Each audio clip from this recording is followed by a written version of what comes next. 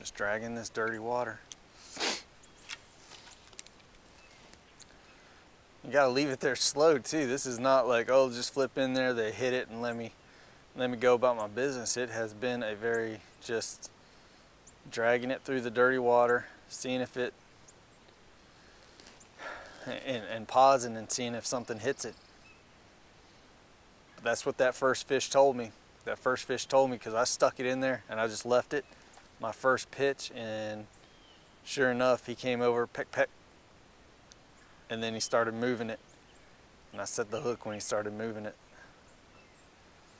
It'd be nice if I can see him, but sometimes you're faced with these types of situations to where you definitely have to adapt to what they're giving you, to what the conditions are giving you. It's giving me stained water.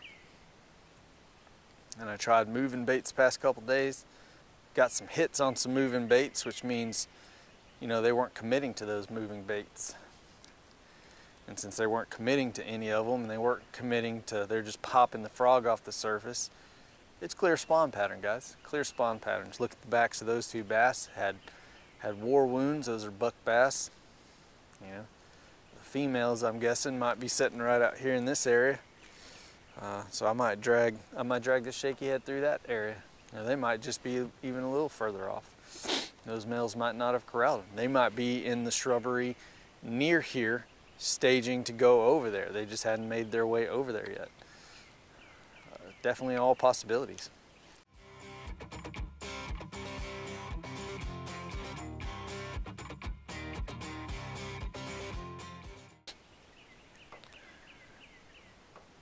The wind's definitely making this hard in this this John boat.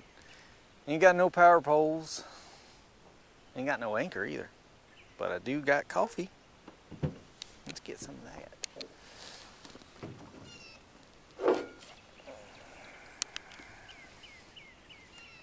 I do have coffee, and I could use some more of that. Right now in the areas in between the shrub brush, places where they would clear off a bed, because it's not going to clear off one in the shrub brush.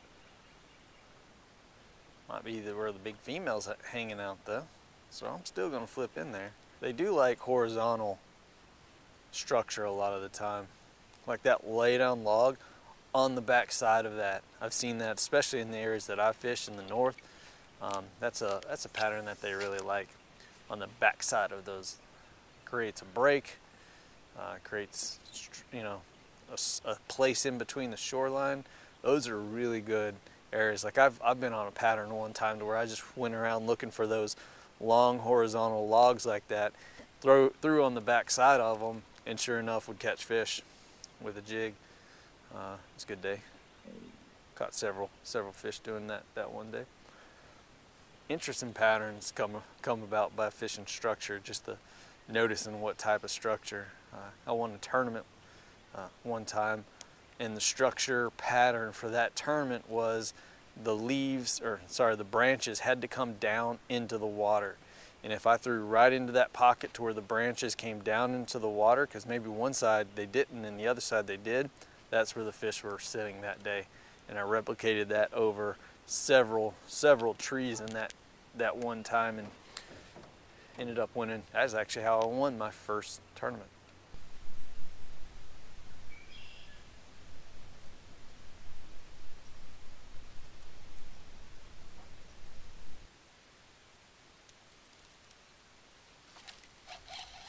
Got one out in the middle.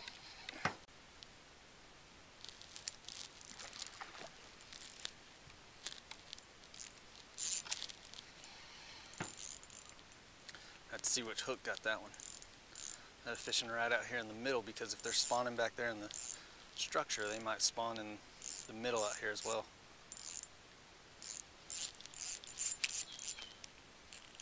Oh.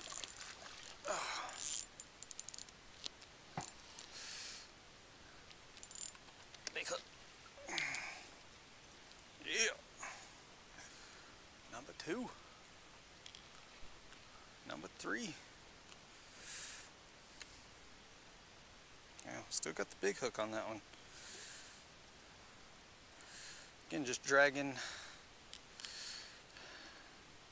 dragging that Strike King, that might be a zoom, on that shaky head. Look at that belly right there. Remember how I was saying the males are up there, little female. Yeah, little female right there. Out and about, positioned offshore in the greater area that you can see over here. Getting a little spawning cove coming up in here. Great spawning area, vertical structure, horizontal. Of course, that's the obvious target, but you know, is this area over here an obvious target? Not really. The shallows, doesn't actually surprise me that I caught one offshore there too. That makes a lot of sense in itself. And just those coots and those birds all hanging out up shallow, making all kinds of noise. Any doubt that one fish moved off too. That might have been why. Might have been partly why I caught that one.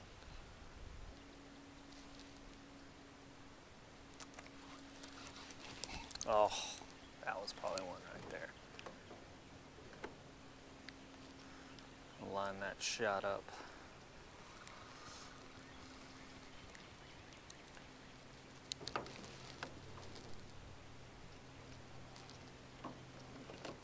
Let's line that shot up right there.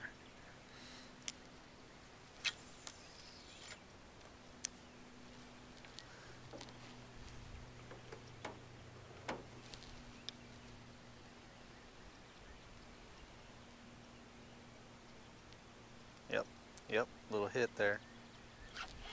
Got it. Got it. I didn't know if they had it or not. I just kind of set the hook.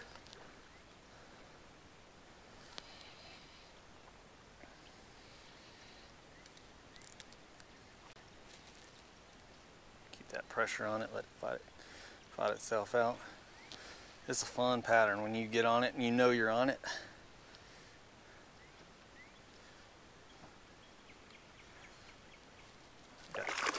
You got the top hook. You got the top hook. And I broke my daggum rod. Right there. Look at there. Here I was like, oh, it's a good rod. It's an alright rod. Sure enough. Hey, another little chunk there. I was hesitant about boat flipping with that rod. Oh well. That was like an $80 rod. Tackle Warehouse, another one. You look like that same one I just caught. And you broke my rod, you little turd. Look at you, not even heavy enough to break a rod. Oh, now I gotta re-rig that, all because of you. Well, alright, it's really my fault. Give you an idea of what catching. Still stay in the one area and just kind of saturating it a little bit more. Alright, girl.